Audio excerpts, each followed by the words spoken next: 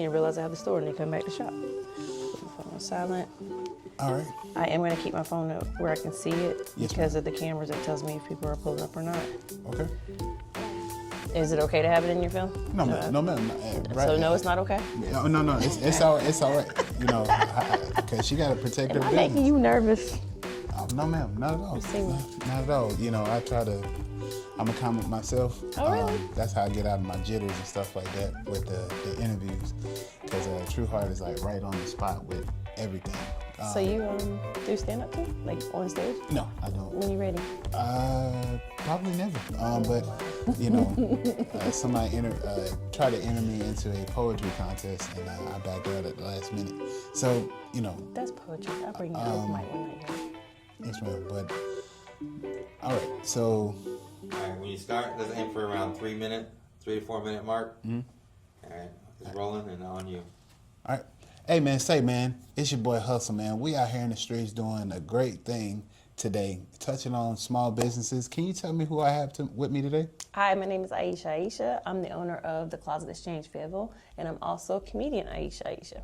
Okay, so tell me from the comedian Ayesha Ayeshia to the businesswoman Ayesha Ayeshia. What is the difference? What do people get, you know what I'm saying, in that package? Because I know I've seen a lot of your clothes, you know what I'm saying, and stuff like that. You're a very successful business to have a brick and mortar. Tell me about that. Well, my actual store is more personal, of course. My store is coming from a place of gratitude. Yes, ma'am. The store is a big piece of my heart. It's my happy place. If you come in, you'll understand it. This store has brought life in dark situations for me. Yes, ma'am. And so the goal of the store is to extend that to others as well, as far as everything I went through. The comedy side, though, that's me explaining what I went through best I know how.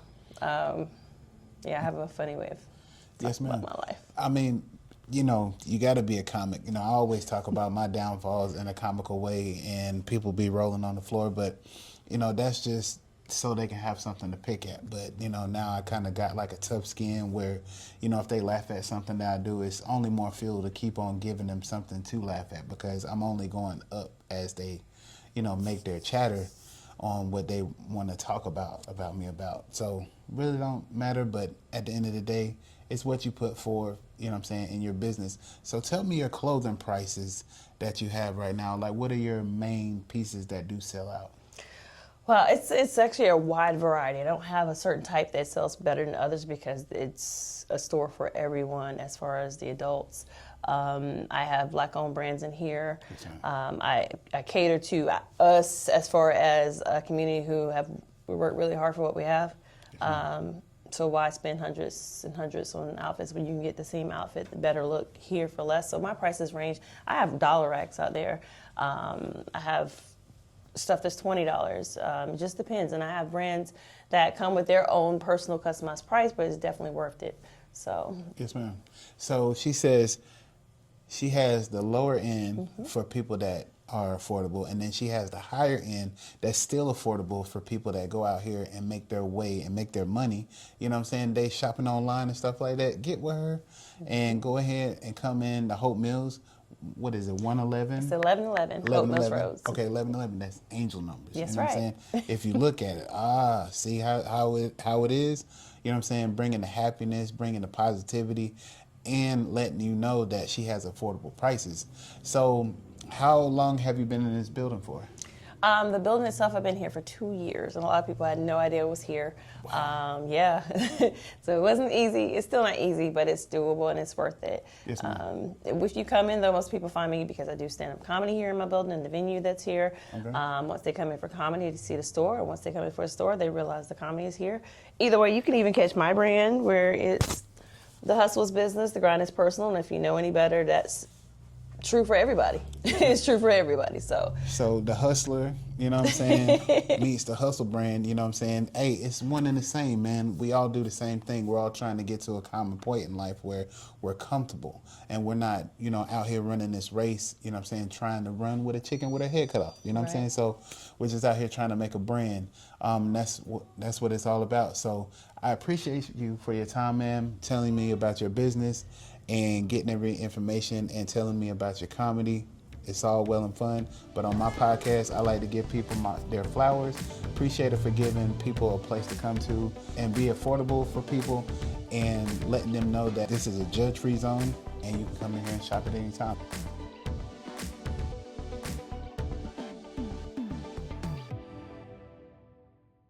Yes, ma'am. So tell me about how is it being the #1 lady in comedy in Fayetteville? Because you said, you know what I'm saying, you put the Jordan sign up there when you left out. Ow, you know what I'm saying? Letting people know that you've been shooting shots for a minute in comedy, you know what I'm saying, being that #1 gesture in the field, you know what I'm saying, nobody can mess with when it comes to this stage and this mic. So tell me your journey on where you're at, you know what I'm saying, from where you came from and where where you're at now. Ooh, okay, well, it's a little further back than I wanted to start, but it's okay. I've been doing comedy for 5 years, and I fell into it by accident, truthfully. Yeah, by accident. I've always been a big fan of comedy. When most girls on Friday night in their teen years go out to the skating ring or to the mall, I was actually renting VHSs of Bill Cosby, Sinbad, Bernie, all of them, just watching throwbacks. Like Martin Lawrence and everything like that. This was in the, I don't want to get my age like that because he's throwing me way up under the bus. I said VHS, not DVDs. My bad. Yeah, so you can go back like Eddie Murphy, Raw, and all that. Absolutely, I was watching that stuff. Absolutely, but I also was a big fan of just stand up in general. I would watch and master and study like Whoopi Goldberg and even weirdness like Carol Burnett. But big fan, huge fan of comedy. So I always loved it. Never thought as a female, married at the time, that I could do it. When I say I ended up in there by accident, I wanted to produce comedy shows. My love for comedy wanted me to bring comedy to Fayetteville. I didn't see an area.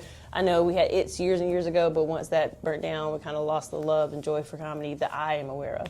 Yes, so I felt the need to bring it. I had a partner when it came down to the comedy production at the time. And the day of the show, the partner, along with 3 of the other opener features, decided not to show up. Wow. Yeah. The partner I had to help out, he ended up showing up later. He came in, but he wasn't helping anymore production-wise. He was just there. And I had to step in. So it's just like when people decide to go ahead and just say, hey, my life doesn't resonate around this anymore, but I'm just going to still be here. You know, how does that make you feel? Does that make you feel anger, or does that give you more fuel to keep on doing what you're doing? No, I definitely, my name is attached to it. I'm going to keep doing it. Yes, it doesn't matter. I'm not going to let it fail, sink, anything. And that had a lot to do with it. He wasn't just like, oh, I'm never going to do this. He just was there. He was producing. He was there. He's like, I did my part. I called the headliner, and I knew nothing of this. We were just trying to figure this comedy thing out. But I ended up calling like one of the bigger names in comedy I did not know then. Just to come do some stage, and they showed up for me, and so it ended up being the headliner, which is now known as Ray Gordon. Huge name. If you look up some more, the Chandelier guys, he's the headliner there. He's also one of the Kevin Hart Red Cup boys. Oh man, so you in there like she's in there, guys. She's in there. At the time, I knew nothing of these people, though. And then at the time, my feature was comedian Fredo Davis that came up because of my DJ. And so he came just out of GP. He did a fire 40-minute set. Like, I was like, yeah, the show is a success. Nobody else showed up, though. And I was just like, oh, I don't know what to do. And he looked at me, he said, sis, you love comedy. This is your production, is sink or swim. I had no idea where the headliner was at the time. It was just him doing his thing. I had my friends come sing and dance, like the show must go on. I just don't know how. And he looked at me, he was like, just do it, sis. And I went up there for the first time and did 30 minutes straight off dome. Just to give y'all something, man, is quite off the rip. I always have a saying, the show must go on. When the people do not come, you know what I'm saying, still make it a bomb show. It doesn't matter how many people are out there in the crowd. As long as you got your camera rolling and stuff like that, and once you post it, that's when people see you. You know what I'm saying? The room was full. It was over 150 people in the room. See? It's the talent that didn't show up. Oh. So how is it, you know what I'm saying, being a woman in a dominant man's field? Woo. You know what I'm saying, in comedy. I know you got to kick down doors, kick people in the throat. What would it be, you know what I'm saying, how does it feel to be a woman in comedy? That's a loaded question. Especially someone who's in the industry or new to the industry enough that I still have to watch what I say. so I can get places I need to be. Yes, ma'am. But with that being said, it's not easy. As you notice, 9 out of 10 shows you see with comedy, there's only one female in the lineup, or it's just all female lineup. I have been places where men thought that if they, could get me sexually, they could try to talk me into, being at a bigger stage. And I'm very blessed to say, no, you ain't get me. Yes, ma'am. No, not for the streets, not for your streets anyway. I'm more of a boulevard type girl. But no, but I've been approached in some of the worst ways just to try to, ante up my career. And anyone who knows me, everyone who knows me in the comedy game knows, I'm going to figure it out. Yes, I'm going to create my own stage as I did. I'm going to create my own avenue and keep pushing. And here I am. I've been blessed to be on stages with some phenomenal names, some really big names that I watched on television growing up, and they're calling me saying, hey, how my set sound? I mean, I never knew I would be this close to so many names that I actually just watched growing up and admired. Yeah. Yes, ma'am. So she said, make your own way, do what you got to do, stand on all 10 toes. And you'll get more respect that way instead of falling for the first dollar that lands on your table. Because every stage is not the stage for you. I turn down a lot of stages because just because it's a stage doesn't mean it's going to get you where you need to be, and it doesn't mean it's going to keep you in the quality of comedy that you want. Some people just hit stages because it's available. I have a level of quality I want to bring because when my name is spoken of in rooms that I'm not in, I wanted to be in great rooms, and they have so far. My name has been mentioned in places that I just was like, little old me, Ayesha, you sure? And, even in Atlanta, my name is known. I've jumped on lives before, just watched lives, and they see my name pop up, and they're giving me shout-outs, and these are names. I mean, these are names that I promise y'all be like, for real? Yes, ma'am. So it wasn't easy, no. Is it still easy? No. I do a lot of work here with the comics locally. I'm still a learning comic. There's always room for me to bring my desk because I'm always a student. So just until I get my name, I ain't even seeing lights, but on like about 20 more deeds, then I'll be good. Yes, ma'am. Well, keep on building your brand. Keep on making your name known.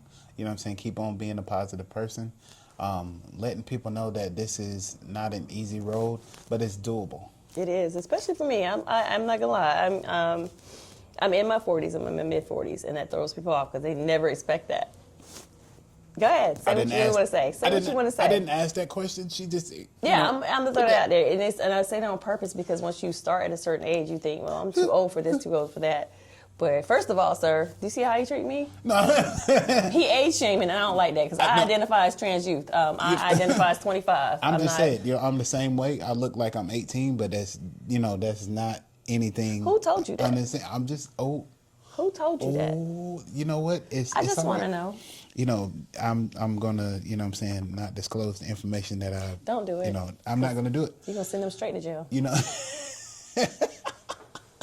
Straight to jail. Yes, ma'am. But I'm your comedy Thundercat, by the way. That's what I'm known as, because I'm too cute to be considered a cougar per se. But it's nothing wrong with that. Wait, what? Being a cougar? I'm not a cougar. I'm a comedy Thundercat, baby. I might be a so it's just how you put it, how everything is supposed to go in life. You know what I'm saying? You make it the way that you want to make it. You know what I'm saying? People look at you in certain ways. It's the way that you put it out, man. The energy, the rawness, the love that you put into it, and everything nice, like the Powder Puff Girls. You know what I'm saying? So it's all good. Hey, we can learn. We can agree to disagree on a lot of things. Your age? You know what I'm saying? Yes. Because he really was trying to play, I know Blade don't crack, but he said somebody say he's 18. We just not going to have those type of lives. You know what? Not on this beautiful day that the Lord had made. Amen. No, but, hey, man, it's another great episode of Hustle Man Podcast, man. Y'all have a great one, man. I'm out of here. Good work. Thank you. Thank you. Yeah, I mean, the lies. Like, Negro, at least get legal. I know she was, when I said that, I know she was going to lean into it. You ain't know me. You don't know me. Yeah, I he did. definitely set up for that one. Because deep down inside, you know, with them shades on, I was gonna roast the hell out you. When True said, give me a joke, I said, you know what, Rob, go ahead and do it. Yeah, because I Go don't ahead be and do just it. giving out free stuff. Oh. Nah, I mean, no, because some comics can't just give you a joke. That's a dry line comedy. I'm a raw comic on stage, truthfully. I just tell it how it is. But yeah, you set yourself up for that. This is another great interview from Hustle Man Podcast. Y'all have a great day. See you later.